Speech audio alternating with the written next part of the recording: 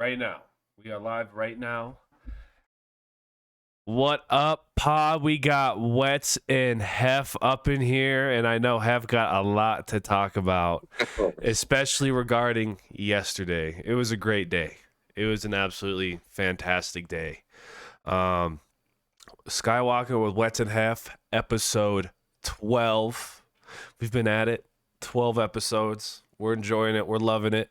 Got no guest today, but we got a banging guest coming on here in a week. We'll share that later on throughout the week. Maybe around Wednesday, Thursday, we'll break that news. He's gonna be awesome. He's gonna be a great one. But today, I think our podcast primarily could be around yesterday. You see that? What's that helmet? What's on the side of that helmet up there? Oh, funny glass. Get him the helmet. Show him the helmet. FTC, baby. Hey, right here too. Yeah, buddy. Yep. We getting. Hey, let's just dig in. We'll be talking Brawl the Wild or the Battle of the Brawl, whatever you want to call it. We're gonna give our reactions, our thoughts on it. We're gonna talk about kind of the Cat and Griz playoff pictures. We might get another one down the road here in about a month or so, Heff. If all plays out.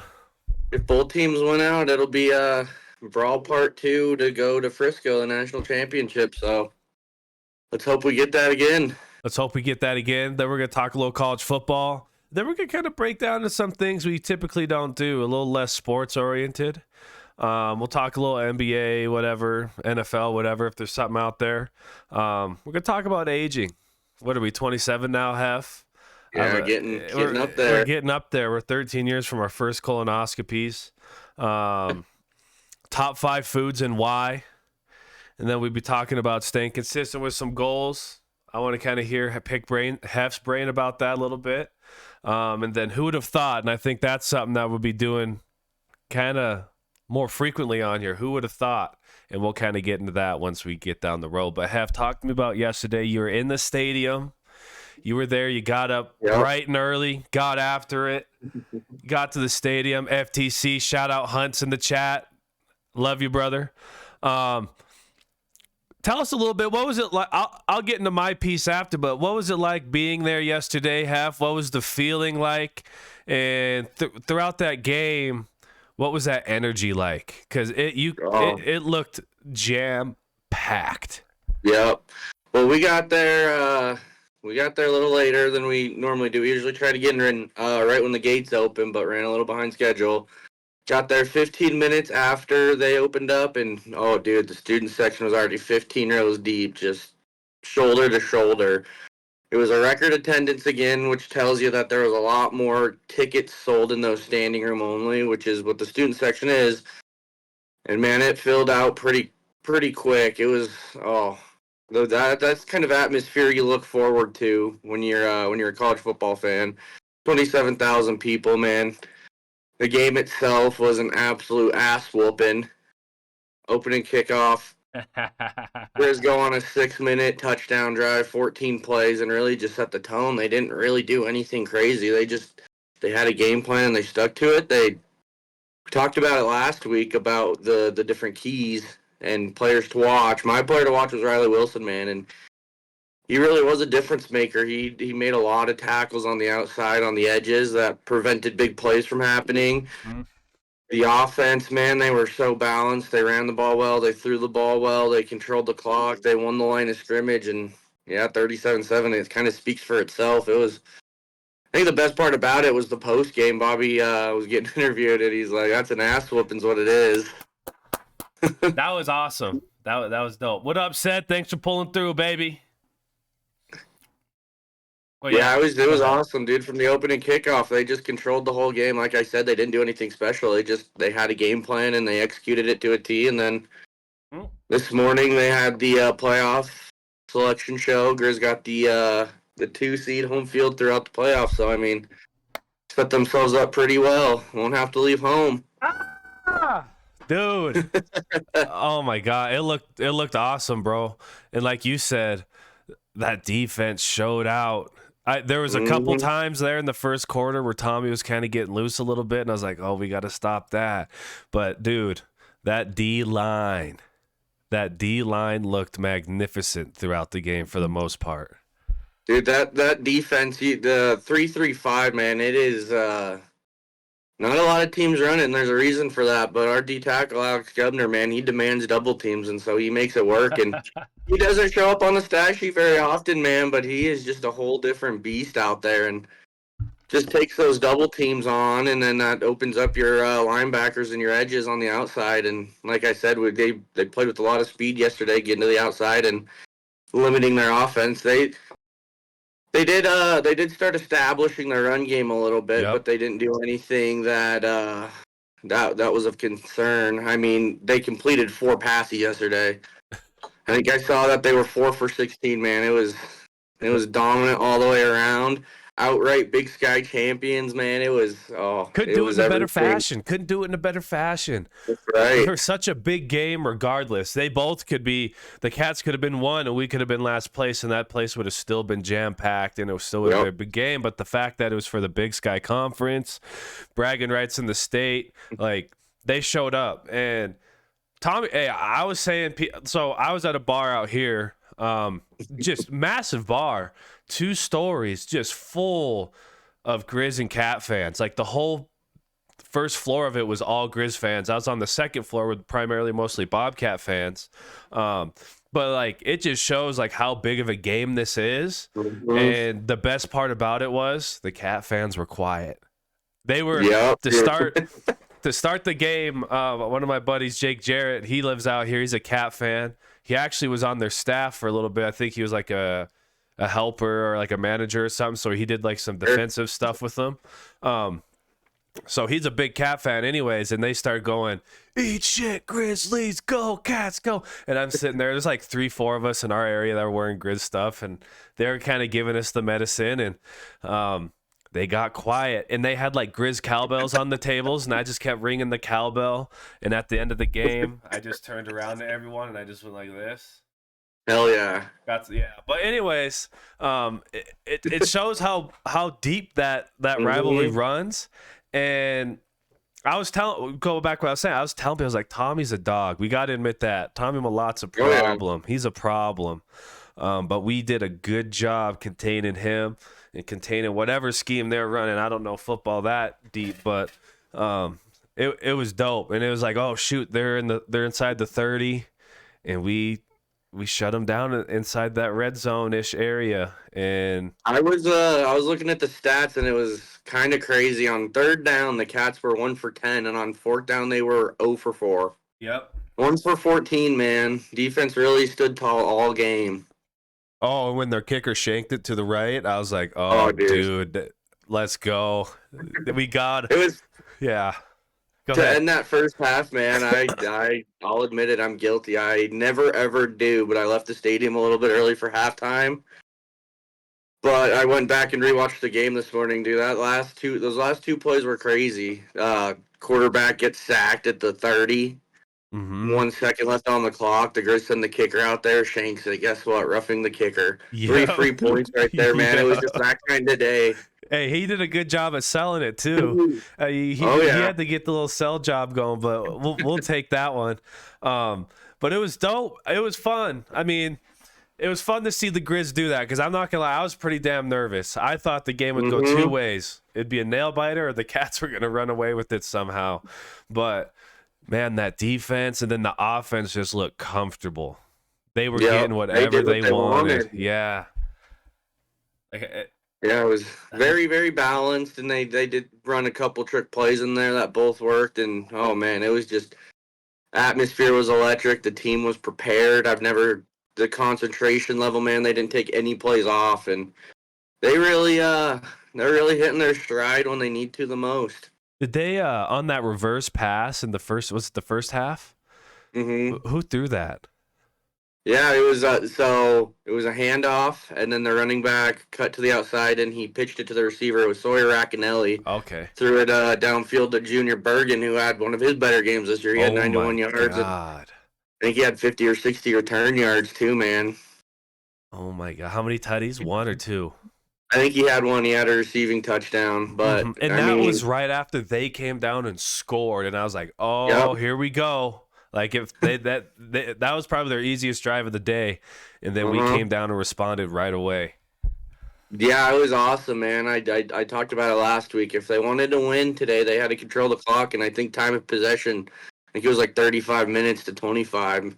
So they did exactly what they wanted to, man, without much resistance from the Cats. It was so fun. Oh yeah, feels like '09. So talk to me a little bit about that, Heff. Talk like for those who don't know, what's like the vibe that you're getting from this team right now and the energy? Because I loved it. I think we've said it multiple times on here, man. Getting into the season, we had our concerns, but to turn it around and do what we did last night to the Cats, or I guess yesterday to the Cats, is hmm big time. But are you feeling those '09 vibes? Are you Dude, it's feeling crazy those?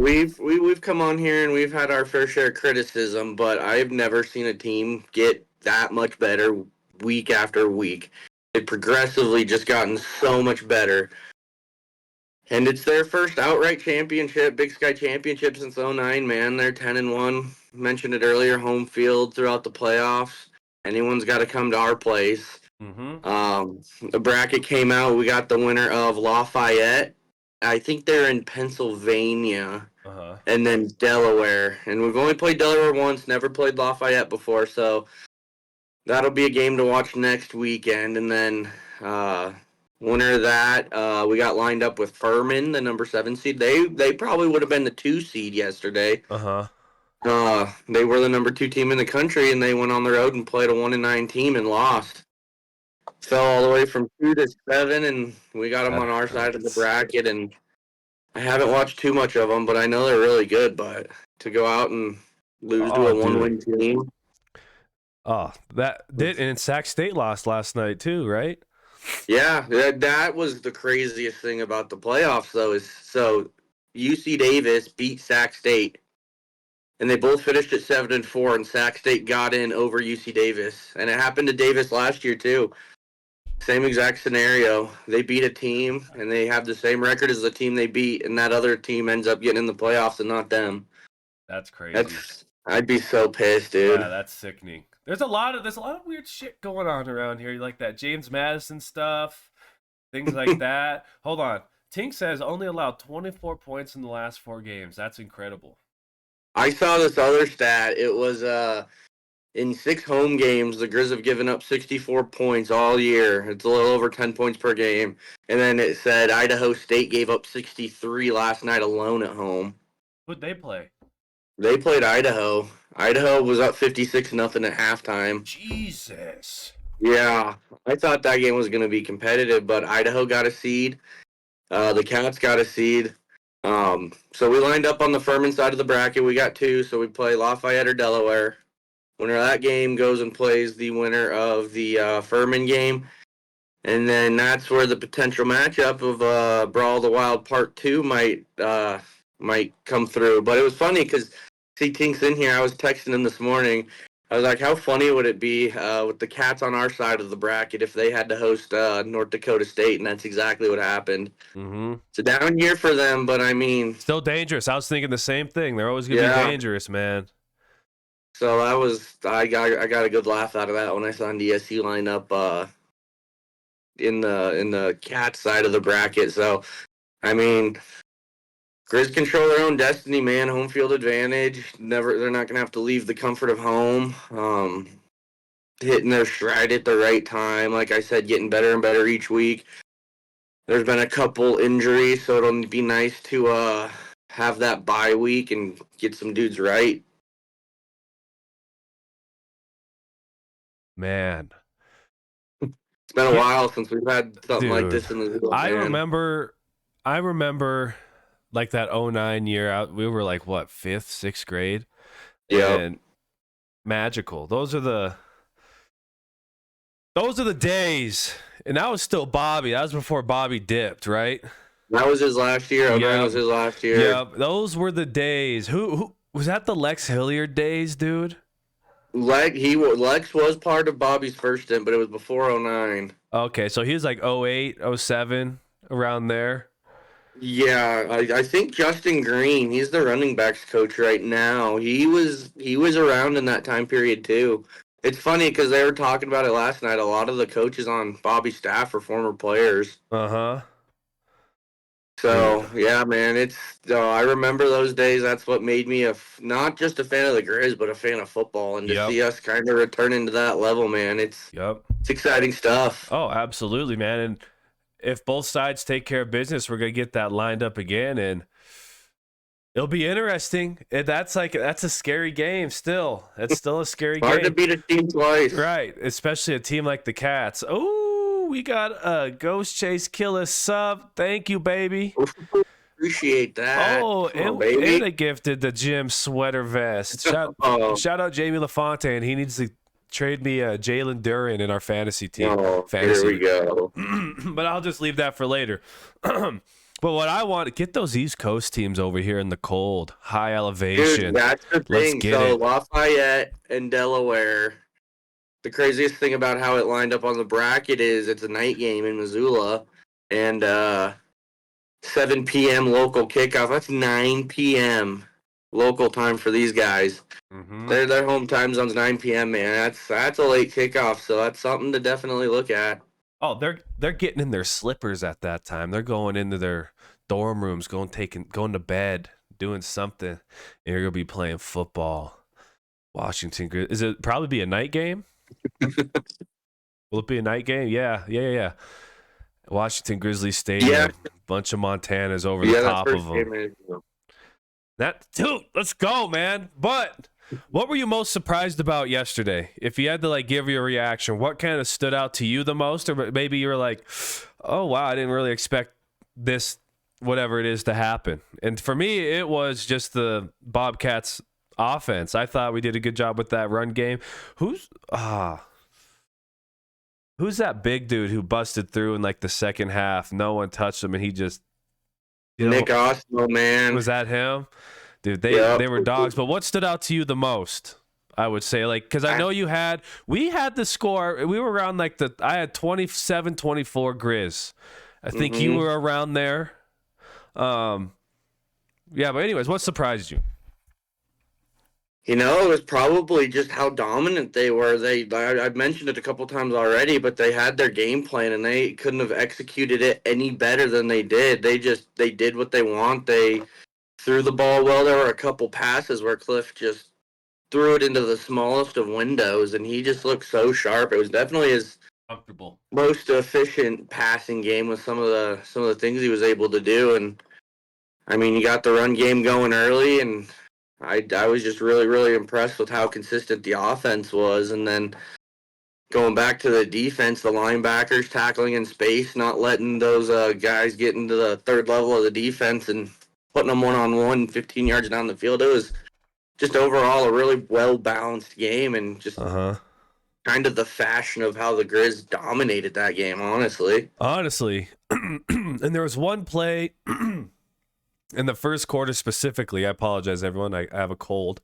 But in the first quarter specifically, it was Tommy. He was kind of running out towards the Grizz sideline, and he got lit up. And I was like, oh, my God, is it happening? Because you felt it from the jump. I kind of felt it from the jump, man. After those first couple possessions, I was like, uh-oh, is the route on? We got 14 points quick. That fumble, when they overturned the fumble back to us, I was like, oh, my God. On that opening drive. If that fumble went the other way, who knows? That's a big momentum shifter right there. But we got it back, punched it in. And then the route was on, baby. Route was on. Yeah, there was never one point in that game where I was kind of nervous. They took control of it and never let go. Yep. That was the biggest thing with this team at the beginning of the season is they just had a hard time putting teams away. Mm-hmm. And so to see what they've done the last couple of weeks, just taking control and not letting the other guys back into it, man, it's been very impressive. Very, very, very impressive. And then the Bobby interview at the end, where he's like, "Well, that's an ass kicking." See, that's the dope part about Bobby, though, bro, because he don't give a shit. Dude, he was at the Mo Club last night. He was at the Mo? Tweets of him. Yeah, Bobby ended up at the Mo Club. Hey, why not, man? Get yourself out there with the people. You think he rolls with security? Think there's Probably someone? not.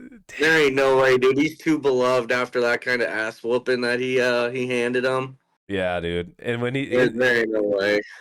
he's that guy, you know what I mean? Like he's that guy. He owns it when they're losing, and when they're winning, he'll let you know about it. And it's Mm-hmm. about damn time we've got to get this kind of feeling. You know, we've had a couple years where it's like, yeah, we're right there, but this year it just Uh-huh. feels pretty damn good. And so, It feels different. There's something about it, man. It just feels different. dogs everywhere. They got dogs everywhere. Uh-huh. Um, so what is your prediction for the playoffs, man? I saw someone on that show. They had the Grizz going all the way. They were Yeah, saying I did. Yeah, they're I saying saw what we were that. talking about. They're saying there's just something about this team right now that's just different.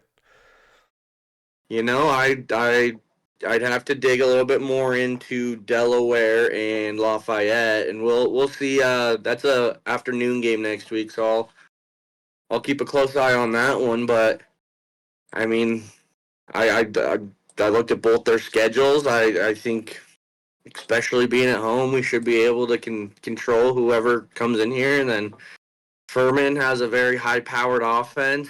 Mm-hmm. So with our defensive line, though, I like our odds against anybody, honestly.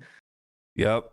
Yep. So I like the way we match up with those two teams, and then we'll see. Cats on their side of the bracket, they have South Dakota, and obviously North Dakota State would have to come to Bozeman.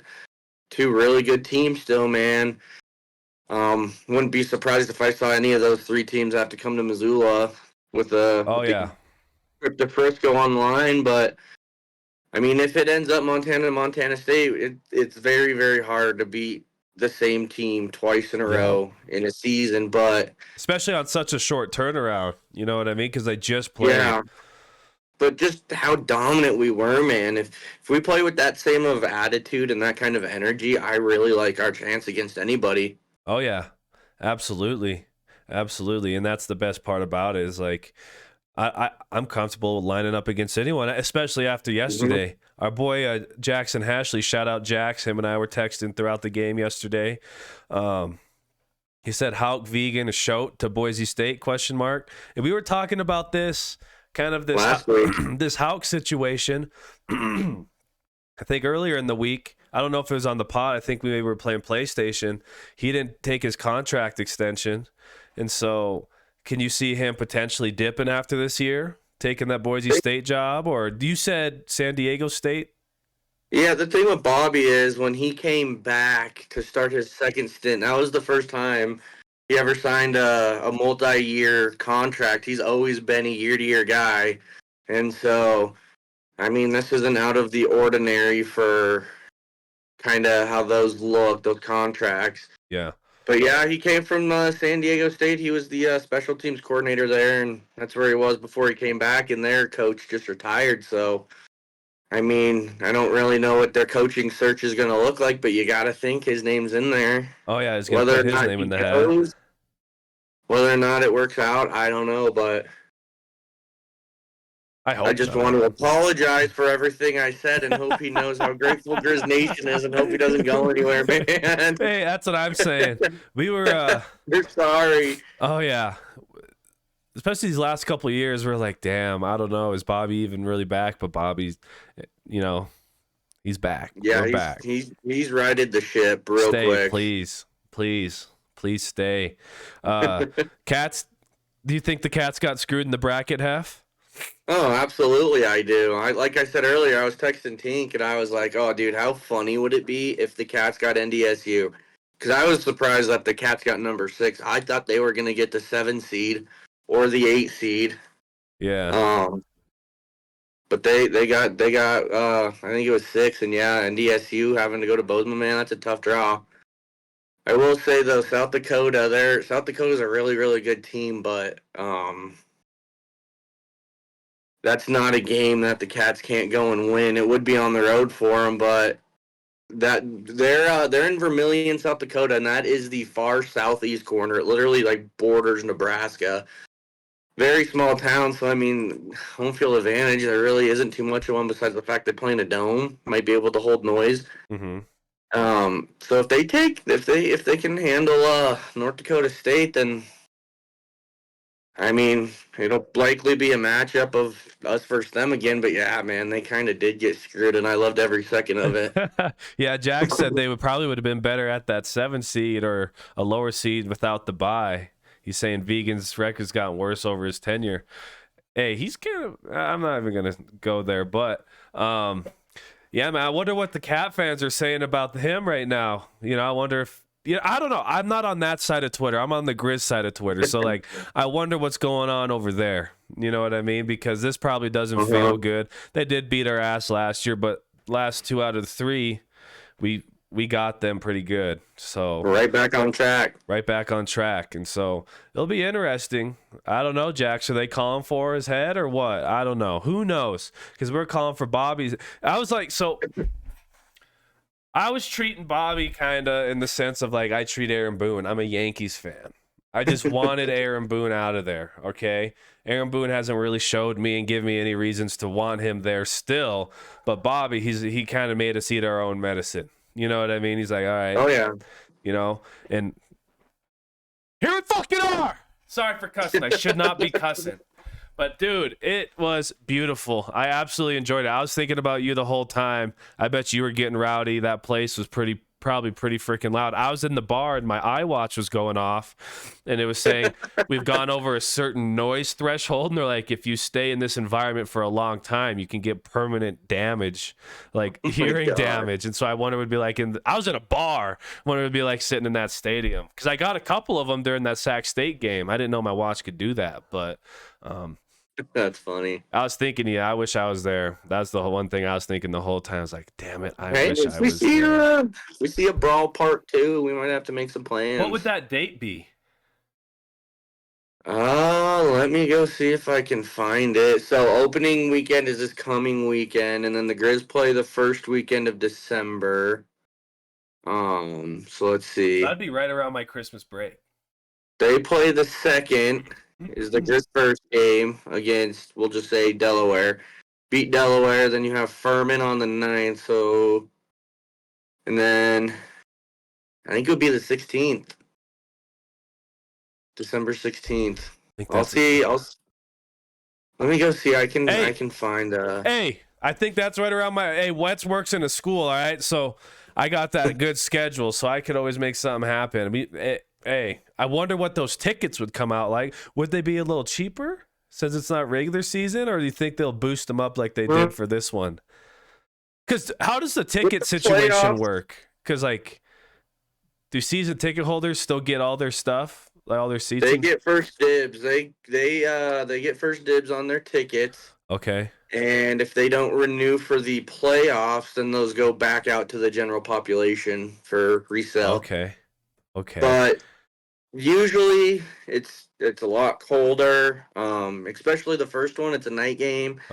Weather pending. Usually the playoff games don't have as large of a crowd. If it was Cat Griz to go to the national championship, I could imagine it being a little different though. That's what we want. Then that's it did suck yesterday because there were some Cat fans. Like, I saw a lot of Great Falls people at the bar. I ran into some old Bison alumni, and I was like, what the hell are y'all doing here? And they're Cat fans, but I was talking, and I was like, look, I wish it was a little closer of a game. I wish it was a little tighter, but we'll take the blowout. So, I mean, come that playoff game, to be honest, if they match up again, I'd expect it to be a little different. Not that we're losing, Probably. But more in the sense of it's gonna be tight.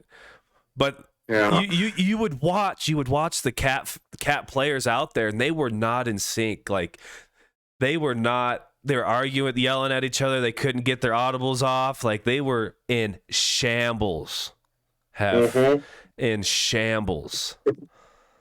Yeah, I got the bracket up here. The semifinal game would be December 15th, a Friday, or the 16th. Probably, if it's the Cats, maybe the Saturday. What do you think? Yeah, it would just depend on who's on the other side of the bracket. They could Oh, both be okay. Saturdays. I was honestly surprised the first round this year there's no Friday games. Yeah, because I There's think, no Friday games in the second round either, which is surprising. which I think the last playoff game I went there was a Friday against Eastern Washington.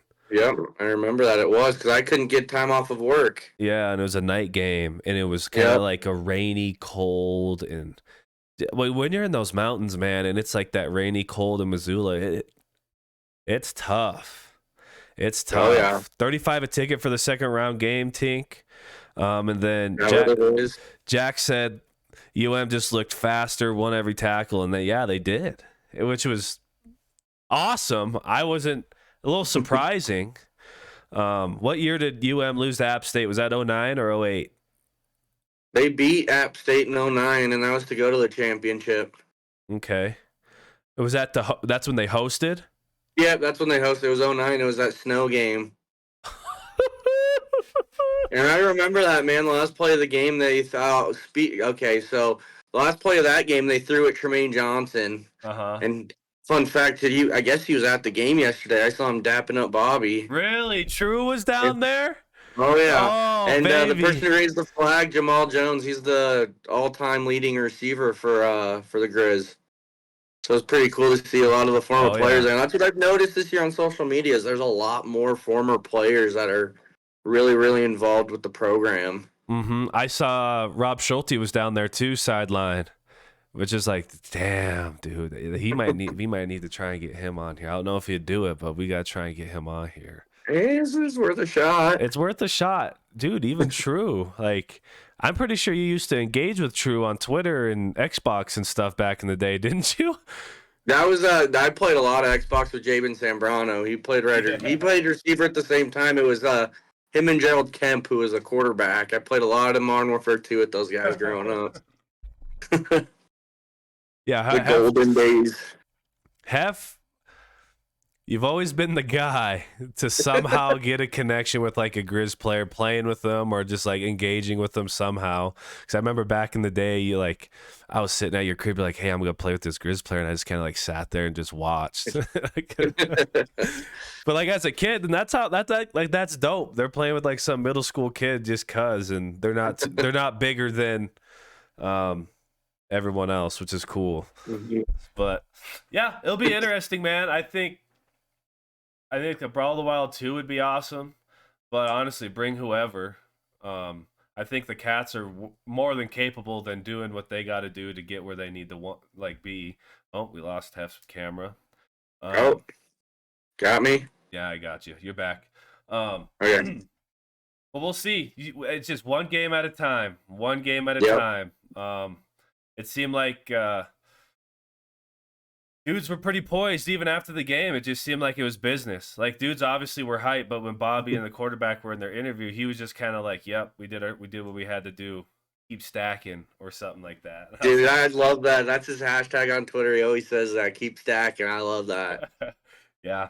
But it was a good one. It was a good one for the Grizz fans yesterday. Maybe not so much for the Cat fans. But to be honest, they took care of their business during the regular season, and they got themselves in a decent position. Maybe not the best, side of the bracket or seeding wise, but if we know anything about them, they're more than capable. They got good dudes over there, but we're ready for whoever.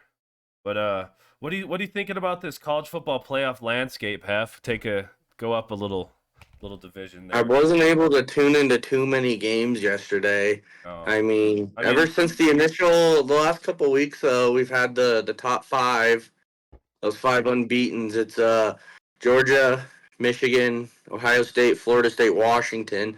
Washington picked up another ranked road win, and then I think the one thing that really, really changes the whole landscape is Florida State's quarterback, man. Did you see his leg? No. Oh, dude, you gotta go find it. It was not pointing the right way. Yeah, Jordan Travis, man, he obviously done for the year, and that's the first real maybe adversity that we've seen out of these top 5 teams because the 1 through 5, it's been the same. They might have interchanged 1 or 2. but the top 5 have remained the same all year. And so, I mean, Florida State still came out and won the football game, but yeah, it's got to be kind of hard losing your Heisman caliber quarterback. Oh, So dude. we'll see how things shake out because obviously 2 of those teams in the top 5, Michigan, Ohio State, they'll play each other. Alabama's up there. Alabama and Georgia will play. I'm not sure how the Pac-12 championship works if Oregon and Washington might meet again. Um, but I mean, there's still a couple weeks for a little bit of chaos. That's kind of what I'm hoping for, man. It's been pretty vanilla up to this point. Oh yeah. Let's look here. I'm gonna share this. Should I share Oh, it? Should I good. share it? Yeah, watch at your own discretion. Okay, hold Oh boy. on. Off. Let's. Oh,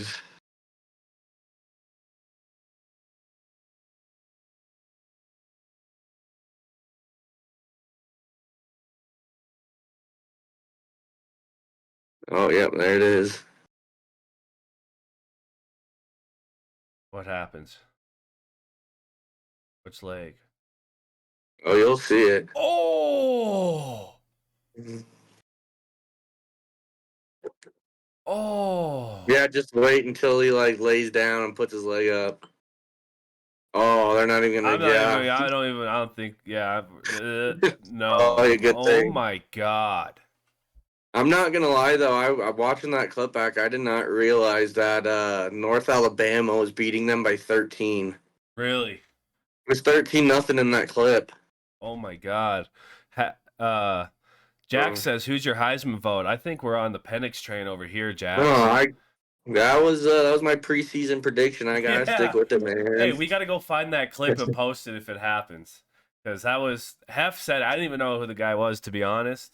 Heff follows this stuff a lot closer than I do, but we're on the Penix train over here, Jax. I mean, do you think Bo Nix is in that mix too? He's gotta be. I mean, What did I'm he one throw for name that we're 5 starting to. yesterday? 5 or 6? I'm not sure. I'll go look, but I know Marvin Harrison Jr., the receiver for Ohio Ohio State's getting a State. lot of love Oh, too. he's a dog. He is a Yeah, dog. Oh and I yeah, hate that the Heisman's turned into a yeah. quarterback award. So it is pretty nice seeing other positions getting some love for it though. That's for sure. Oh yeah, absolutely. Because Devontae Smith won it what 3-4 years ago, and Mm-hmm. it's mostly just been Yeah, quarterbacks. Honest, it's I'm like looking at it right now. Penix is leading the country in passing, and then another thing we got to talk about, man, is USC. oh my They are god, so no, they are down bad, they are and down Colorado, bad. man, Oh yeah, we'll get and into that. Colorado. We'll get into that. I wanted to talk about that, which sucks, um, but yeah, Penix train. Who else is on there? You got those three. Caleb Williams, depending on who you ask. I mean, I think they've Ollie lost too many Gordon, the running games. back from Oklahoma State, he was in that conversation. Jaden Daniels, I think he leads the country in total yards Mm-hmm. from Yeah, LSU. yeah. I He's think been rock solid. it's got to be Penix unless something crazy happens. I think the dude, and he's a lefty. Yeah, Dude, and he's a yeah. lefty, and he slings that biscuit. Who's that? Who's his receiver over there? What's that? Roma Dunze, Roma Dunze, dude. He's he's nice. nice. He is Oh yeah, nice. You they know, got a solid receiving core. well, you got to look at every Heisman winner, man. They don't always do it by themselves. They always have that lethal either running back with them or a running back and receiver with them. You know what I mean? Hmm. And so, Yep. how about y'all, Jack? Big Penix energy. Yeah, we're on that big Penix Dude, energy that's over what here.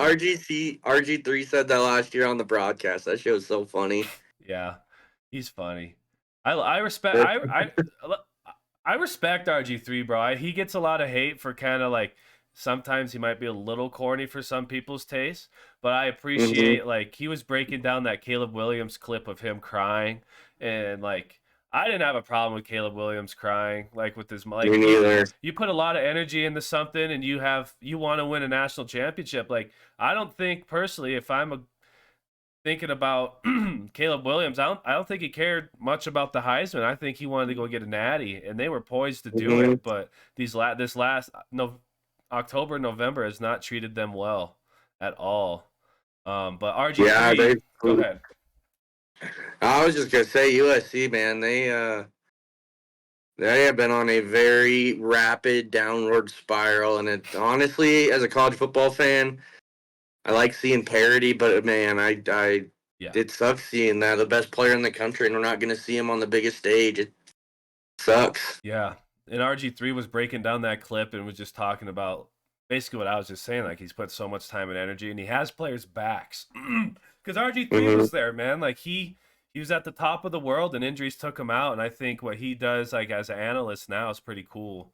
Um, like he comes from a different space than a lot of those other guys, which I really appreciate. Jack says Caleb Williams is crazy overhyped, got Jamarcus Russell type bust written all over him. Hey, who knows? Who knows? Time will tell. Time will tell. I mean, it is interesting. It'll be interesting to kind of see how that comes out. Do you think? I guess we can go into this half. Who do you think the top quarterbacks are going to go in the draft? You obviously got to have him. Caleb Williams, Penix will probably be in there somewhere. I bet Bo Nix, if he doesn't somehow have an extra year of eligibility, feels like we've seen him for the last 10 years, man.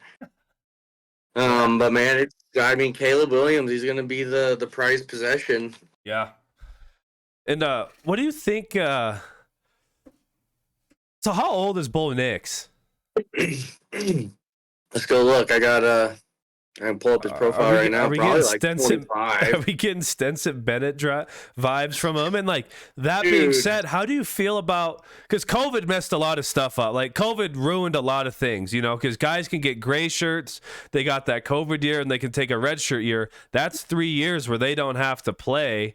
And then you got your 4 years on top of that, which is 7 years in college. And so by the time you're coming out, you're 25, 26, depending.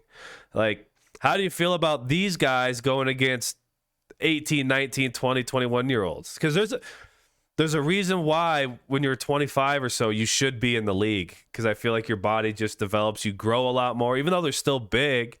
But, like, I don't know if I like that. I just looked. I guess he's only 23, but he's had 5 full years of playing because I don't think he ever redshirted.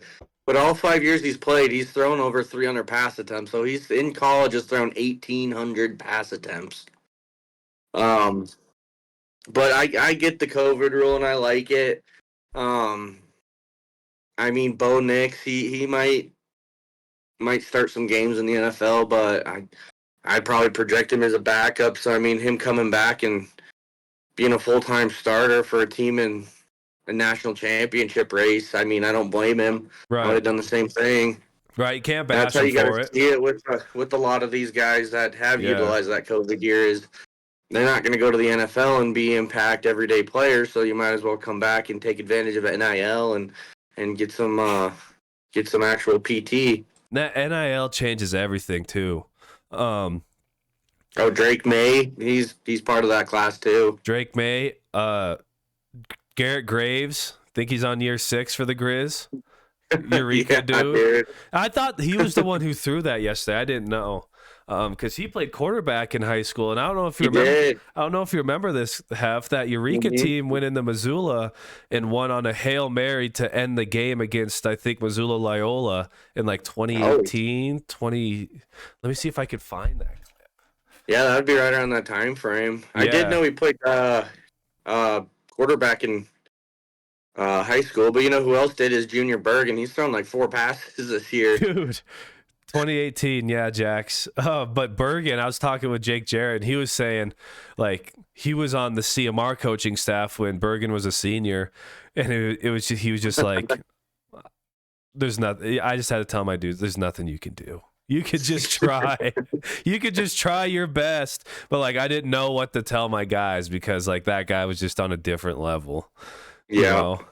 You're like, funny how the best player finds his way playing quarterback at some point in time. Oh yeah, absolutely. But yeah, what was I gonna say? But yeah, I thought Derek Graves threw that one. That's why I asked you earlier. But that was I love that shit about Bobby, man. He'd just be pulling stuff out there like that. He does like his trick plays. I think we've seen a wide receiver throw the ball 6 or 7 times this year. We have a fake punt in there. Mm-hmm. We haven't seen it since the beginning of the year, but the swinging gate field goal formation where you put the lineman on the outside. We've ran a fake out of there a couple times.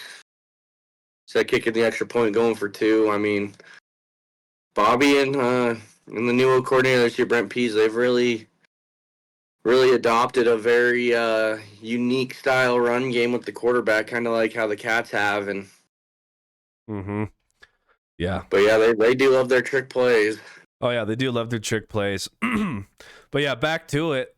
I was just asking you that about Bo Nix, and I was like, damn, it seems like, because where was he? Auburn? He was somewhere over there? Yep, Auburn for 3. Okay. And then transferred to Oregon, and he's been there for 2. But you just hear the name I'm like, when is this guy going to get out? You know what I mean? Like, but anyways.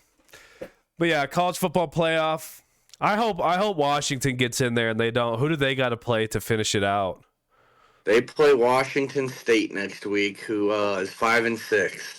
And they just put the fucking beating of a lifetime on Colorado, dude. Oh, that makes me so sick. I love Dion, bro. I love the whole swag. He looks kind of sick over there. He's like, damn, oh yeah, it sucks. For my look, I had high hopes just because I thought the energy that Dion gives off and around his team can intimidate a lot of teams, and if you actually have talent to back it up, you can do a lot of good stuff. But it just seems like, again, like USC, October and November has not treated them well at all. Man, yeah, they are just like USC, man. They are hitting rock bottom pretty quick, and man, they had such a promising start. I found myself turning on their games and not being able to turn them off. If they go down in 2-3 scores, man, you still couldn't turn it off because that explosive offense, and they just haven't had the answer the last couple weeks, man. Yeah, and a lot of that comes down to once you get into that conference play a little bit more, people get to see your schemes a little bit more throughout the year, so they're more familiar as beginning of the year. Those early couple weeks is teams are still trying to figure out what they're trying to do. And a lot of it too, man, they got so many new guys. It's really hard to flip a team from nothing. We're going to have brand new everything. Yep. It's hard to flip a team and probably compete. But I think going forward, regardless of anything, I think it's a good establishing year because we know what they can do. And if they can get another year with themselves, another spring training, all those kinds of things, get some new guys plugged in, I think if they're going to be a problem. I think they'll still be a problem, hopefully. We'll see. Because it's hard to believe that Dion's not going to win the recruiting again because people are going to want to be around that. They got Quavo, they got dudes pulling up on their sidelines. It's kind of crazy. I've never seen anything like it. In Boulder, Colorado, of all places, he's bringing in these big names. It's cool. It's fun for the sport, man. Yeah, and he had Lil Wayne out there performing. Dude, that don't happen in Alabama. That didn't happen in those places. But yeah, them and USC, man, they're down bad right now, which sucks. Because when USC's winning, man, it's good for football. You know what I mean? Oh yeah. And so it's kind of like did Texas win yesterday? I believe they did. Yeah, They played Iowa State. It was a long day yesterday. I didn't get a whole lot. It really was. And I've been sleeping my Sunday away. I've taken a nap. Anyways, they didn't get to watch a lot of college football outside the Griz Cat. You been watching any college basketball or anything like that, Heff? I haven't been able to tune in. I've watched a couple Griz games, but outside of that, I really have not had a chance to sit down and watch some. Well, they gave Oregon a run for their money for a little bit there. They were tied at halftime. Oh, yeah. You want to know who else is down bad? A&M. What do you think about that firing, Heff? Get out of here, Jamie. I saw it coming, but having to pay a dude $77 million not to coach is fucking crazy. Yeah. What was it? Only year two, too, as well? Like, No, it was like year 4, I oh, think. really? Yeah. Fimbo Gisher, man. What do you think about the Pac-12 settlement? Do you think they should try and rebuild it or take money and run? Well, what I saw they were going to do is Oregon State and Washington State, the remaining members, will take that money and invest it with the Mountain West schools, and they're not merging conferences or anything, but it's like an alliance where they'll have yeah. So Washington State and Arizona or Oregon State, they'll play essentially a conference schedule with Mountain West programs while not being directly affiliated, is the way I understand it. It's very unique. Well, honestly, those schools kind of fit into that conference pretty well if you think about it too. Like, and maybe over time, you think you could see some people kind of joining that Pac-12, or do you think this whole conference thing is going to blow up eventually? Because what is going on? It's hard to really kind of figure out like the path to this. Because how many does the Big 12 going to have? How many's the? It's going to be like 16. Yeah, it's very bizarre. But I think the whole Pac-12 blowing up the way it did is the craziest thing, because you got, I think it's USC and UCLA going to the Big Ten. And those are all Midwest and Eastern state schools. And I mean, having to fly from like Rutgers in New Jersey down to LA for a Friday night game, man, it's a lot of it doesn't make sense to me. probably gonna have to leave on a Wednesday. And then you got some schools, I believe it's Stanford, going to the ACC, man, where they're all on the East Coast. Like, none of it makes sense to me. Oh, dude, no. Like from a student athlete perspective of it, like we would travel. Like we'd go down to Arizona and play in a tournament, but like you feel travel for sure. Like even if it's to like Montana to Arizona or Montana to California, or you're on a 6-7 hour bus drive, like you feel you got to get moving. You got to, but like if you're on, like I don't know how long that plane ride is, but I'd assume it's 6, 7, 8 hours maybe across the country.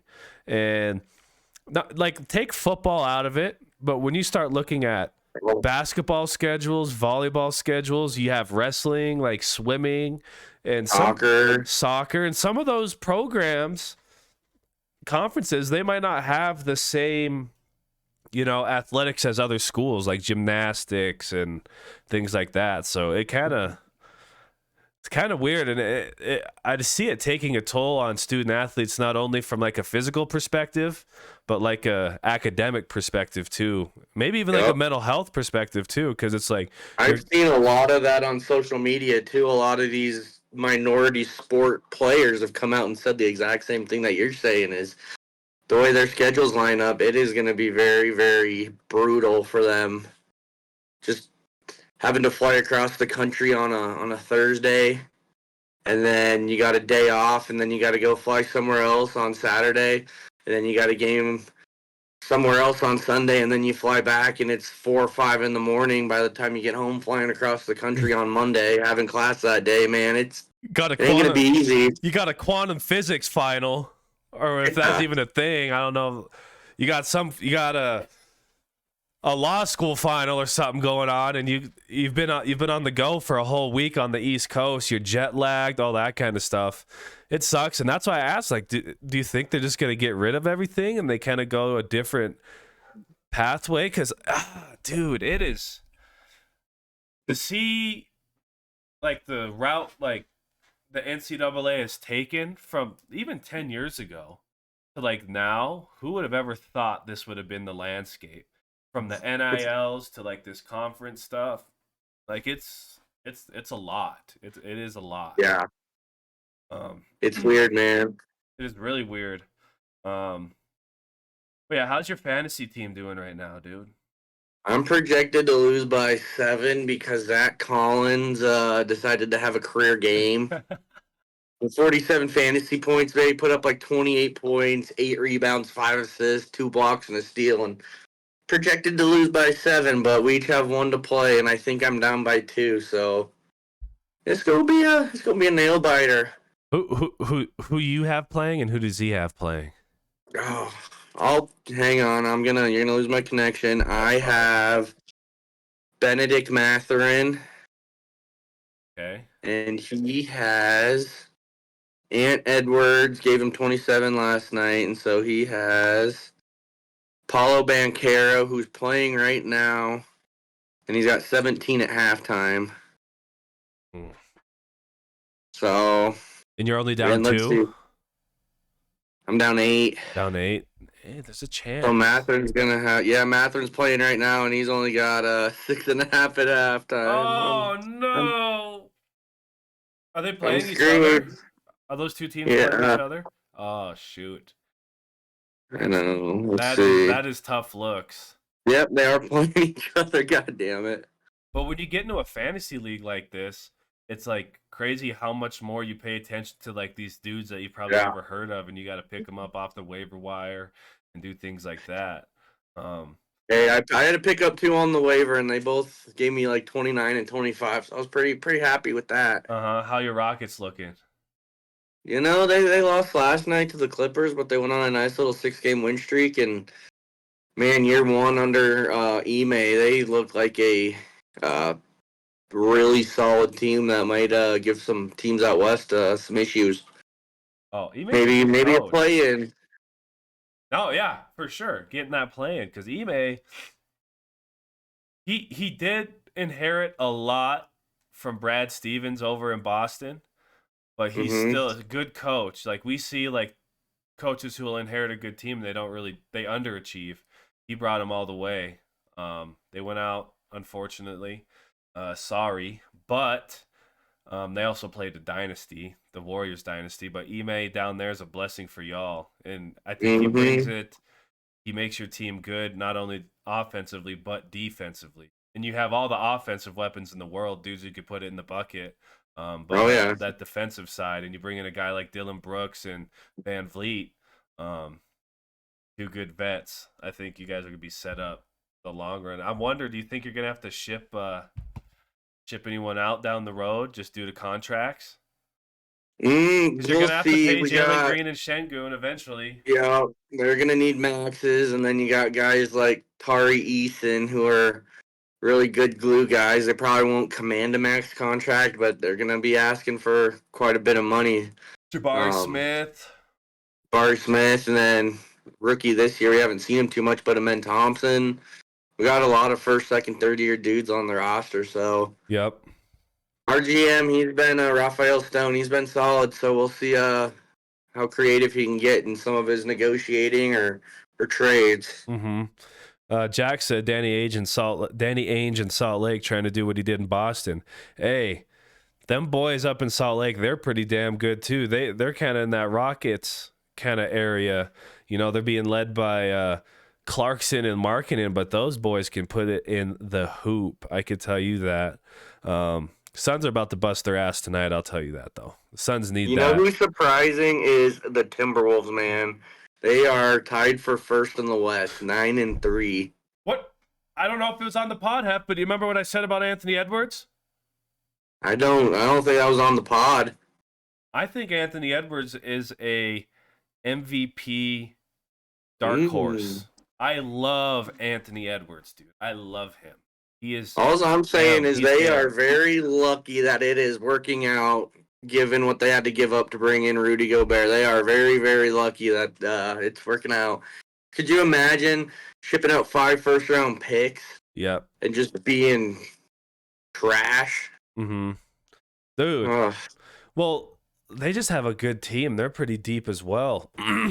Like, you got Rudy Gobert, like, call him what you want. People don't always like how he plays. He's kind of, you know, he has his days, but he just brings he gets shot. He'll get you 3 blocks. He'll get you 15 rebounds. He'll give you maybe 10. Sometimes he'll give you 20 points. But then you got Carl Anthony, who can also clean the glass and put it in the hoop. And then you got Anthony Edwards and Mike Conley, a good vet in there. Kyle Anderson. But Jack said that Ant is the closest to Kobe will ever get. Shoot, man, he's like that. He is like I'm that. not agreeing, but I'm not gonna disagree. He's a dog. Did you see him? Like, No, he is. Draymond was kind of getting on him, and he wasn't even shook at all. He was just like, whatever, come get these buckets. I'll give you buckets, Draymond. It don't matter. Oh! Go ahead. We got to get into the chokehold. I'm just looking at their roster right now. 3 of their top 4 scorers: Cat, big man; Naz Reid, big man; Rudy Gobert, big man. And then number 6 is Jaden McDaniels, big man. They got a lot of size over there. Mm-hmm. A lot of size. Great. He's going to be an all-star. I think Anthony Edwards could be first team this year. Dude, he's nice, man. He's a real deal. Just the way he plays the game, mentality-wise, like Jack said in the chat, like Anthony Edwards is him. And I think this might be his league going forward after give him a year or two when some of these dudes kind of get it, like when the Kawhis, James Hardens, LeBrons, and KDs are kind of on their way out. I think it's going to be like the Devin Bookers, obviously, Shea, Anthony Edwards. You just had to throw a book in there, didn't you? Well, hey, let's just be real about it. Shea, Anthony Edwards, Halliburton, Luka. I mean, Jokic is not even 30 yet. He's like 27, 28. I'm pretty 29. sure. 29. But I think Anthony Edwards, mark it right here. He's gonna be a multiple-time MVP, and if he stays, if they do, they have it. Look, dude, you got Anthony Edwards and Karl Anthony Towns. That is what you build off. They could potentially bring a ring or two there if they do it the right way. It's like. They have not felt this way up there in Minnesota since like the KG days, dude. That's fair. And I don't know. I'm high on Anthony Edwards, so it's gonna be cool. No, he's a dog, man. I want him on my fantasy team, but no one wants to trade him to me. Who's got him? Ah, shit. I think it's a guy. His name's Ryvon on there. Cat is trash. Cat is trash. We didn't need him in Phoenix. Well. He's hit or miss, man. I think the potential's there. I mean, he's been in the league for a while now, but I don't know. He's a good second man to Ant, I think. I don't know. We didn't need him in Phoenix for sure. No. I think what we got in Phoenix, and this is what I wanted to kind of transition to here, Heff. I think what we got in Phoenix is perfect right now. Yeah. We're hurting a little bit. We're not going to have Beal, but I think at the end of the day, that's fine. We don't need Beal right now. Shoot, we didn't even. There's times where we might not need KD or Book in the same game. It might just be KD or Book, right? Yeah. It lets all those other glue guys get their run, feel the offense, move, and kind of get that camaraderie put in place. And so once Beal comes in, he just plugs in. Because I think Beal plays he fits in good with us. But I think Phoenix kind of a rocky-ish start. Like, not like super rocky, but kind of, I think will be a problem. Okay? I think we're going to win it all, Heff. I really do. I really do. I mean, we got everything. We got Grayson Allen, dog. Dude, crazy. We're going to match up with the Warriors in the playoffs, and I'm just going to just tell Gray, go get Steph. Sick him. Release the Hounds. That's out of pocket. Release the Hounds. Grayson Allen. That's out of pocket. The matchup of Grayson Allen and Draymond Green in the playoffs. That's popcorn. Beal don't fit on my fantasy team. Jamie, trade me. Trade me for Beal. I'll give you Wiggins and Trey Jones for Beal. That's crazy. You're making freaking moves on the pod, bro. That's a new level of fucking crazy. No, but I'm excited for the Suns. But yeah, to back to Jack's point, we didn't need Cat. I think exactly what we did and what we got for Ayton was perfect. I love Nurk. It's gonna be dope.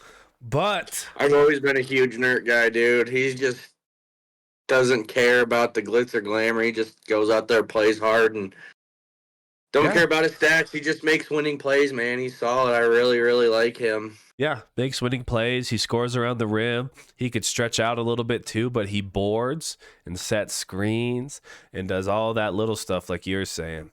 So I'm excited. We'll see. Everything's kind of still playing out in the league right now. But let's talk about that Draymond chokehold, baby. That was so in the pocket, dude. Draymond was seeking that out. He was waiting probably for the last 5-6 years. He's like, I just need that one moment where I can just lay my hands on Rudy. Draymond's been waiting, dude. And you have that picture where he's like, oh yeah, dude. There was some mean intention into that. And that is no one on his team had his back, dude. Literally nobody did anything about it. Cat tried to get in there, but then like Cat tried to put him in like a soft chokehold, and I'm like, what the hell? Cat's soft as shit, man. He ain't doing anything. And Draymond knew that. That's why he did it, because he knew no one was gonna do nothing. Yeah, exactly. No one's gonna do nothing. Yeah, like Tim said in there, he said he was beating his teeth when he was choking him. It wasn't like he was like, ugh! He was trying to get up in there. It was malicious. It was a malicious act, but. Man, I get Draymond shouldn't have done it. I get it. But, like, honestly, things like that bring eyes to the sport. And why don't we let players kind of get a little... I mean, I get it. But, I mean, I wouldn't mind seeing more... Because I wouldn't mind seeing more of it sometimes. You know? I'm not saying, like, straight up... I'm not saying straight up, like, you know, Malice in the Palace type stuff. But what I'm saying is like, well, let the dudes push each other a little bit. Let them talk to each other. Because, like, so that was a really extreme. I mean, I'm kind of rambling, but that was an extreme right there. But, like, you're seeing dudes getting teased for, like, postering a guy and just staring him down. Like, don't be giving tease out like that. The refs have gotten so soft and sensitive, and it just pisses me off. Yeah. It pisses me off, dude. Dudes get teed and thrown out for literally nothing, for getting excited. Yep. They're allowed to be happy. They're allowed to get excited. Like, these refs, they're making it about them. Yep. And it's been worse and worse over the years, man, and I'm sick of it. Who was it? Was it Anthony Edwards? He postered somebody, stared him down, and they teed him up. And it was just like, dude, let him hear about it. And, like, that's the purity of basketball. You go to any pickup, any rec league, anywhere, you get put on even in practice, you get put on a poster or you do something sick and you let someone know about it. That's a deserved moment, right? And it's like it's a deserved moment. And to be teeing dudes up for stuff like that, and that's what I was getting at. Like, maybe not putting dudes in chokeholds and stuff, but like, let there be a little more chippiness in there. And I think a lot of people would appreciate it, because people don't like the NBA like they used to because they're saying it's soft, right? Add hockey fights, like Jim Sweatervest said. Add hockey fights. Do something. Christ, could you imagine? Oh. Dude, that'd be crazy. I would. Hey, I mean, your viewership would go up. I would watch just for the fights. Yep, Jack said if you're in the poster, you got to get up and defend yourself. Emotions matter in sports, and that's what I was getting at. Like, you deserve that moment, right? And if someone disrespects you, go ahead, get in their face too. But don't tee them up. It's just two dogs sizing each other up. You know, I don't know. Yeah, Jax has definitely been in a couple. I saw Jax. I'm just going to say it, Jax. I saw Jax. He got dunked on once, and he got right back up and let the guy know, fuck you, I'm still here. I'm still here. And that's how it should be. You know what I mean? Like he said, emotions matter, dude. That's one of my favorite things, is just seeing raw emotion and just dudes. It just shows you they give a shit and they're passionate about what they do. And I mean, we're gonna penalize these guys and tee them up and get them suspended. And I think it's total trash how soft some of the officiating has been this year. Oh yeah, it's just been like that, and that's always been the problem. Like Shaq said, the refs trying to take over the fucking game.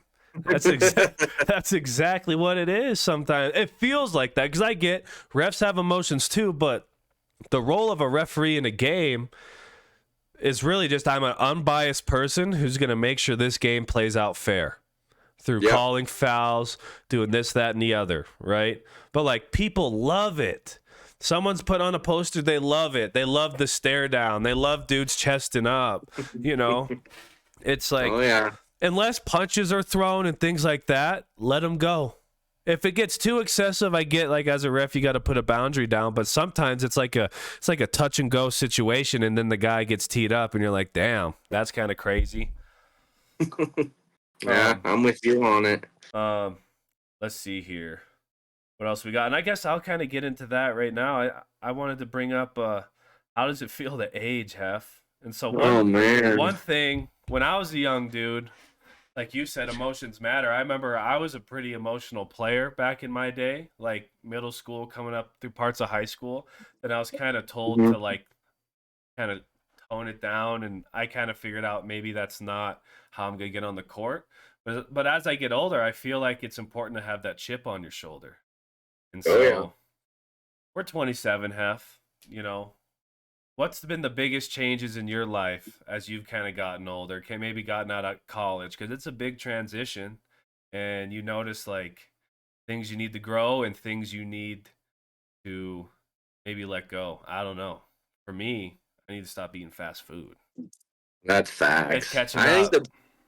I think the biggest thing is having to be financially responsible.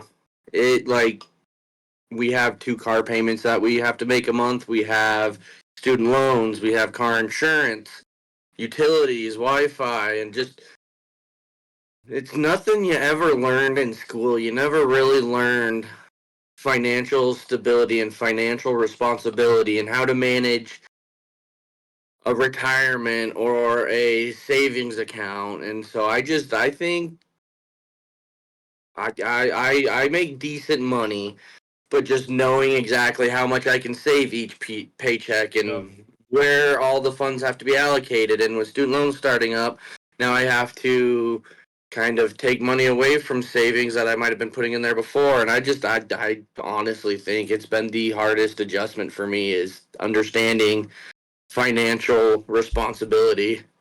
Oh, I second that for sure. Because like back in the day, like college, I had my little side hustle. I worked like little small jobs like bartending, front desk at a gym and stuff. But my stuff was paid through, like, because I'd pay like my dorming fee at the beginning of the year. Didn't have to worry about it. So I'd get the refund check, whatever I had left over, and I was balling.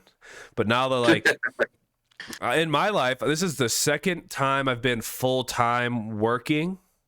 This is my second year, I should say, because last year and this year, first time in my life I've worked full-time all year. There's been parts here and there.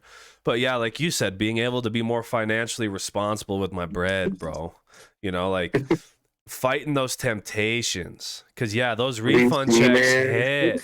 And, like, now my checks look like a refund check, but I got rent, car, student loans, other bills, electricity. You know, I got to go to the dentist and pay out of pocket the deductible and whatever that kind of stuff is. Like, it's tough. It's that financial. And then I feel my body is just not the same anymore. You know what I mean? And that is one of my biggest hesitations of like joining like rec leagues and stuff, because like I know I'm not putting in and getting the constant physical work that I used to back in my day. I guess was like 4 years ago, which is crazy to say. But like those ligaments, those bones and stuff, man, they're not in the shape they used to be, and it takes a lot of dedicated training. And I just feel my body, bro. It's like, damn. I've had the hip surgery and the shoulder, and it's like, dude, what is happening? You put on the weight a little quicker now, and it's like, what the hell? Because I saw, you know, Tim Welch, the MMA trainer. Shug's coach. He tore his Achilles just shooting hoops. He wasn't really like playing hard. When was that? Like yesterday. It was on. No shit. It was on his. I think it was on his Instagram or something. He posted saying he tore his Achilles, and he showed the video, and he was just shooting hoops, and he was like, he wasn't going full speed, bro. He like took a step back and planted and then went to like you put your foot behind you to start running forward. Mm-hmm. And his Achilles just popped. Fuck. And that's the shit that scares me. Because I'm like, dude. It doesn't take much, man. A freak accident can happen at any time, and don't matter how good a shape you're in, how prepared you are, man. That'll always it's always a surprise when a freak injury like that happens. But fuck, that sucks. Yeah, it does, man. And now we're almost 30. You know, life's changing. It's kind of weird because it seems like when I really start thinking about it, and I told you this, I had a fifth grader I was talking to, and we were talking about, you know, people bullying and like things that go on in like their like age group. And I was like, I was in your place not too long ago, and I was like, 17 years ago. That's crazy, because you're like 10 in fifth grade, you know. And I was like, damn. Like to think about it, you're like, damn, dude. Time flies and like stuff changes so damn quick. You know what I mean? Oh, yeah. Be popping out babies here soon. Who knows? I mean, I'm not saying that. It's just inevitable, you know, pop one out. I hate to say it like that. God bless my wife, but you know, get a couple of them rolling around. That's the thing. I'm only on Facebook just to see what people are still up to these days. I'm on all sorts of social media, but I use it strictly for like news and sports and stuff. But Facebook, I always go on there and you're like, fuck, that guy just got arrested. This guy just had a kid. These people just got married and bought a house. Like, it's so weird that we've gotten to the point in our life where we're starting families and buying houses, and we're grown-ups, man. It's weird. I reflected on it a couple weeks ago. I was like, shit, like Delia always says, she always calls it adulting. I hate adulting. And I'm like, that is so fucking true. We have spent our whole life growing up for this moment, and now just, like I said, kids getting married, starting families. It's weird that it's a reality for us and those people in our age group, man. Yeah. I thought I was going to be young forever, you know? Oh, yeah, for sure. Our 10-year reunion's coming up in a year and a half or so, dude. Is it that quick? Yeah, 2015. Dude, like, that's crazy. Where'd that 10 years go? It was like college and then a couple years and it's your 10-year reunion. And it's like, wow, that's absolutely insane. And happened quick. Then you think about it, some people don't even make it to that 10-year. You know, it's wild. Unfortunately, yeah. And I guess this kind of can roll into this next segment, bro. Like, you're a military dude. I know you're very A-type. It gotta happen this way. I'm very specific. And so, like, what can you say to, like, staying consistent with yourself and, like, goals and things you want to get done? Like, what's the most important keys for you? So I think I thought about this the other day, too, because it aligns with what I do for work. Like, I have a certain workload. So every morning when I get to work, I will go look at my workload, and I will have it all lined out. I'll take it half an hour every morning. Mondays are usually a little longer so I can see what kind of might be coming down the road that week. But I literally get everything and I line it up, and I know exactly what needs to be done. So I always try to, like, prioritize. That's my thing, is we have checklists that we use, which I love, because I love being able to know what needs to happen rather than the alternative. But my goals every day are to just, like I said, I outline all my work. I know what needs to be done. I know when it needs to be due by. So just preparing myself in each and every day for that day. Some are easier, some are harder, but I just like mentally knowing what the expectation is for that day or for that week, and kind of just build off of that. How about long-term goals, like something you want? You know what I mean? Like a new car, because I know you got a couple car payments, or buying the ring, or, you know, something. You want to get a house. Like, how do you, like, plan to set yourself up for things like that? What, like, the dedication? Talked about the dedication, because you got to fight demons to save money and get what you want. Like, do I drop money on this, or do I put it where I should put it? Yeah, you mentioned it.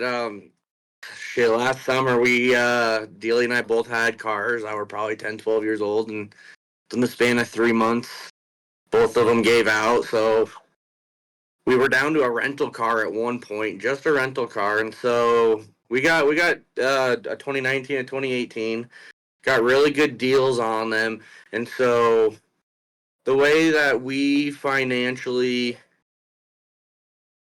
our next step, so we have done everything in steps. Graduated college, then we moved in together, then we got married. So everything's in steps for us, and those are our goals. Our next goal is buying a house. And so to be able to prepare for that, we each paycheck, we look at our bills and we're like, this is about how much this one's going to be.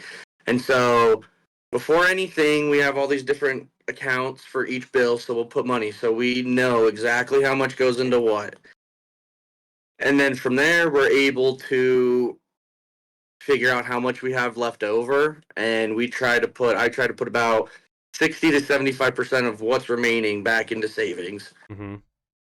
And so that's kind of how we have aligned and been able to meet each goal that we set. Is we have a preset amount, and like you said, you got to be really stingy, man.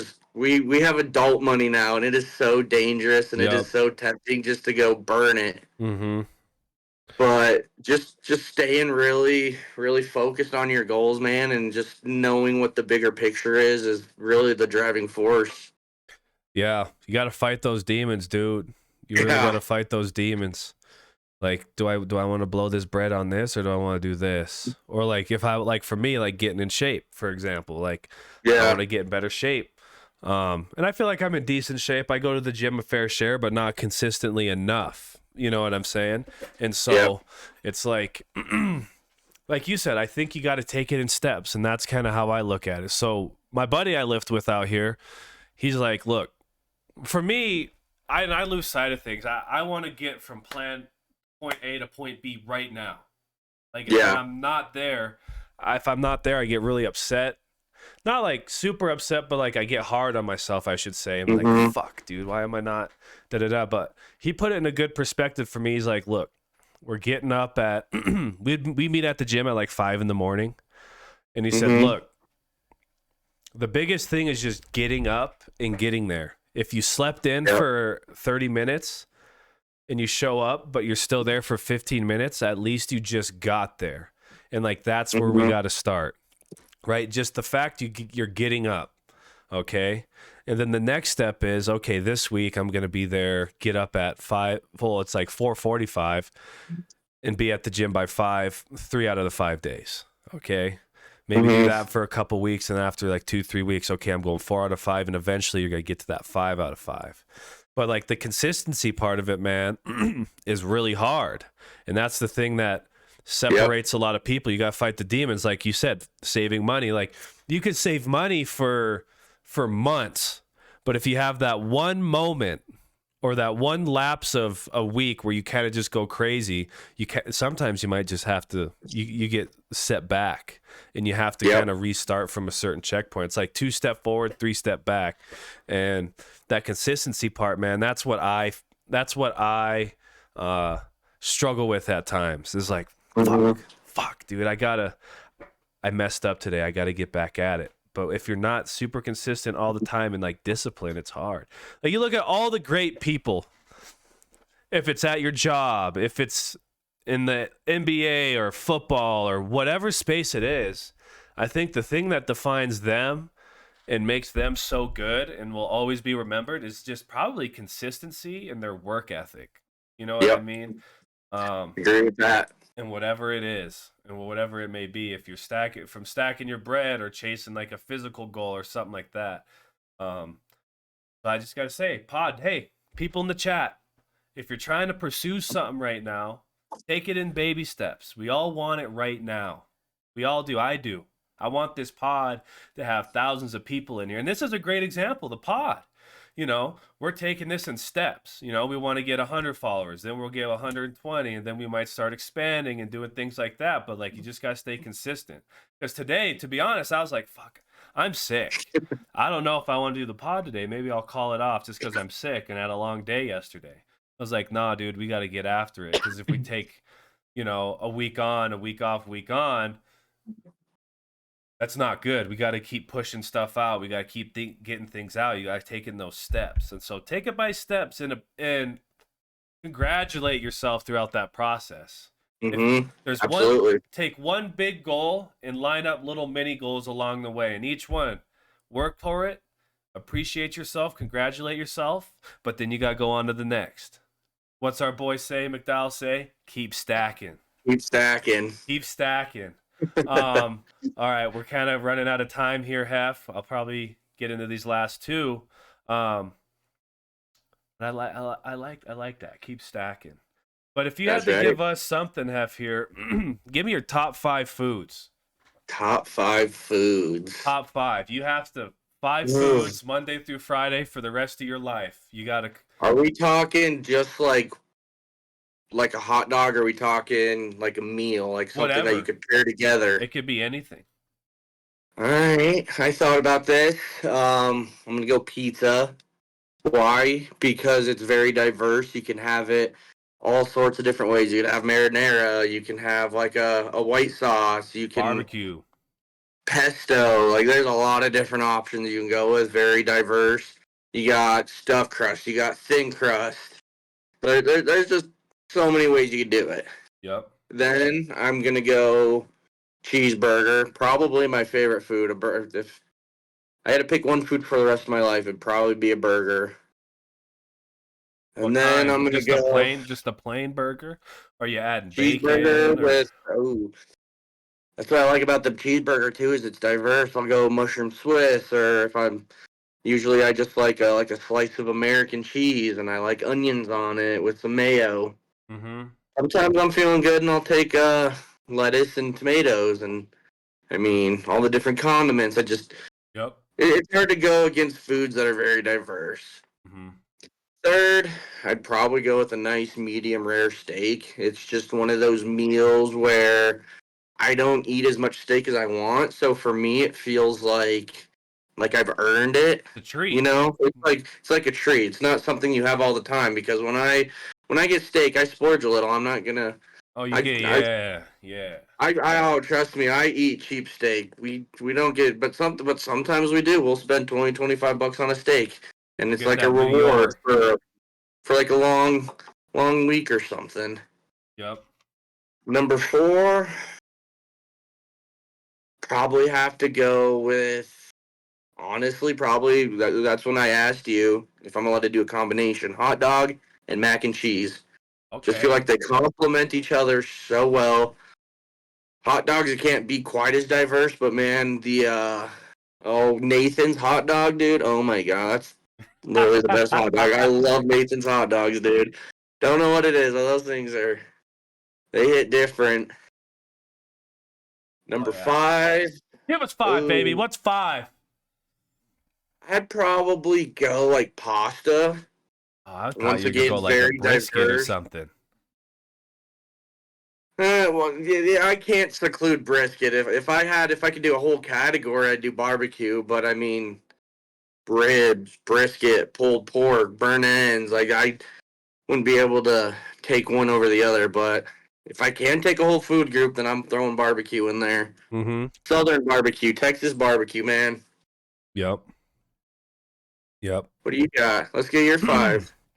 Jack said in here, fried chicken sandwich all day, every day. Shout out Schulte's out in Great Falls. Give me the Mark special. Give me the Mark special any day of the week. That thing goes crazy. I think it's a pork chop sandwich with chicken strips laid over the top of it. Goes absolutely stupid. But we will post Heff's top 5 foods for sure. Oh, that's crazy. My top 5. Shoot, I know I told you we were going to talk about it today, but I haven't thought about it. Honestly, yeah, pizza for sure. I'll always go pizza. It's diverse, but I also could just get down with the pepperoni pizza any day. Like, and like, it's just, my wife hates it. Like, cause my family, well, this is why, cause my family, for example, we all love pizza. You know, I grew up, you know, we might have pizza twice a week because we're, you know, just whatever. That's just how I rock. If it was a Papa Murphy's or a Howard's or something, like I could have pizza all the time, and that's just kind of how my family is. It's just like I don't know if it's like a res thing or what. We just love it. We love our pizza, bro. Oh fuck, dude, I love pizza, man. Until my wife hates it is because I have it so much. I'm like, she's like, "What do you want to eat tonight?" I don't think we're gonna cook because we got paid, you know, so we could go order something out. I'm like, "Let's get some pizza," and she's like, "No, I am sick of pizza." Because for one, she like in college when she would travel with her team. Like what you eat on the road is pizza, right? Which is like Domino's and stuff. So they'd have it all the time. Like I'm not big on Domino's, to be honest. I'd rather get like a nice pizza from like a restaurant or something like that. Like I hear you. You know what I mean? Like a place that's known, like a Howard's or maybe even like a Stage Line. Like I can get down. So pizza 1 for sure. 2, I'm just gonna say chicken as a whole. Okay. Because it's diverse, like you said. I could have chicken pasta, I could have fried chicken sandwich, chicken strips. Like chicken, I eat probably more chicken than I eat anything. I get down with chicken and rice. Like when I cook, I think same, honestly. We do chicken a ton. Yeah, dude. And you could put it with so many things, and it's good for you. It's like low fat for the most part. Like you could do a lot of cool things. But the most important part about my chicken and all my meat, do you know what the key ingredient to all the shit I cook? Heff, you got to know, what seasoning do I probably use? And it's probably the only one I do put on anything. I'm probably going to go Alpine Touch. Alpine Touch, dude. Alpine Touch is the best. And like, I will just put Alpine Touch on my chicken and cook it, and it's perfect. And especially my steaks, I'll rub my steaks down with some, and I'd go 3. I'd say 3 steak. Like you rub it down with some oil and put Alpine Touch on it and let it sit there for about 20, 30 minutes before you cook it, dude. Like that's all you need is Alpine Touch. It has everything you want. Medium rare, for sure. Okay. I like it a little medium rare. I like it chewy, but not like super like rare chewy. You know what I mean? But I also like I don't like fully cooked steak. Because it just doesn't sit well with me, just from a moral standpoint. Like I just don't think I can get down with that. Jack said, sister lives in Texas and wanted to cook off with Alpine Touch. No one in Texas. No, now everyone in Texas is buying it. Exactly, dude. Like Alpine Touch is elite. So steak, I'd say steak 3. 4. Whew. So I have chicken, pizza, steak. 4. This is a tough one. See, this is where it's like you have so many things. Just like you got candy. You got to eliminate it. Yeah. Go sugary. I'd say for 4, I'd probably go with a bowl of cereal. Ooh, I gotta go with the bowl of cereal, man, because cereal, again, very diverse, and there's just so many good cereals out there. What's your go-to? My go-to cereal, I'd say historically, I ate a lot of the Great Value brand of Cinnamon Toast Crunch. Yep, cinnamon toasters. I think is what they are. Cinnamon toasters. Yeah, I would. I'd go with the cinnamon toasters a lot. You know, I'll eat a lot of different cereals, man, and that's like Lucky Charms is up in there. I do like the Reese's Puffs. Reese's Puffs go stupid. I like that one too. But 5, Apple Jacks, man. Apple Jacks, hell yeah. Fruit Loops. Seafood Jacks. See, and that's where this number 5 comes in. I love sushi. I love lobster. I love seafood, but there's no way I could put it in my top 5. It's also tough because I feel like I've had good seafood, but I also have lived in landlocked areas, and I don't think I've it's a little sketchy. I don't think I've ever had, you know, authentic, really good seafood, like really good seafood. Yeah. Honestly, like trout and shit goes crazy. Salmon, those things do go crazy. Is that even considered seafood, or is that just like a poultry or something? But 5, dude. 5, I gotta go with like a chicken noodle soup. Ooh, there you Or go. I some like that. like I like chicken noodle soup a lot. I think that stuff goes crazy, and you could have it Mhm. multiple times. Actually, no, mashed potatoes and gravy mixed. Ooh. I'll mix it with. Have you ever mixed mashed potatoes and gravy with like homemade macaroni and cheese? Can't say that I have. You got to try it. So next That's time, a weird so one. when you have Thanksgiving dinner, I hope there's mac and cheese. I know there's probably going to be mashed potatoes and gravy, but like I'm not talking like the Kraft mac and cheese. I'm No, talking like I know what you're saying. actual I gotcha. homemade shit. But like I think mashed potatoes and gravy with some mac and cheese mixed in there, dude, it's actually delicious. And KFC, That's weird. and it goes great with chicken. I love chicken. KFC actually, they obviously have both, and they had a famous bowl, but you could do it with mac and cheese. I've had that before, yeah. But I asked them to split it half and half, and it was amazing. Mac and cheese, but it was dope. So I'd say those are my top 5 right there.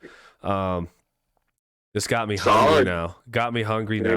But let's get into our last topic here, and it is who would have thought. And so I'm going to explain this, just the kind of the chat. And so who would have thought's really gonna be something we're probably gonna do. We'll see how it goes. It's kind of like a shacked and a fool kind of thing, but you're like, who would have thought this would have happened, or who would have thought da da da. My first one is, who would have thought Draymond Green would have choked Rudy Gobert like that? Who would have thought? Crazy. Who would have thought? My second one. Who would have thought the Griz would have won by 30? Facts. Who would have thought? And who would have thought this 2K that's out would be buns? Not me. Look at us. Not me. They really played us on that one. Yeah, how about you, Heff? You got a who would have thought? I'm trying to think. We're gonna put more effort into this going forward, but I think it's something we might try and do. Who would have thought that we would be here at episode 12 already, man? Feels like we just started this idea a couple weeks ago, and here we are, 12 episodes in. Yeah, who would have thought, dude? Honestly, it was one of those things where, like, I was doing the pod. I had maybe 6-7 episodes kind of solo. Yep. I moved, had that whole transition down to Denver, I had people asking, and then I just hit Heff up. I'm like, dude, do you want to do this? Because we talked about it here and there, want to do this, and we're like, yeah. And yeah, who would have thought we would have been here on episode 12? It flies by, and we actually have people like reaching out to us and just saying they listen to the pod and they actually really enjoy it. So that's always awesome to hear. Yeah, we're doing it. We are absolutely doing it.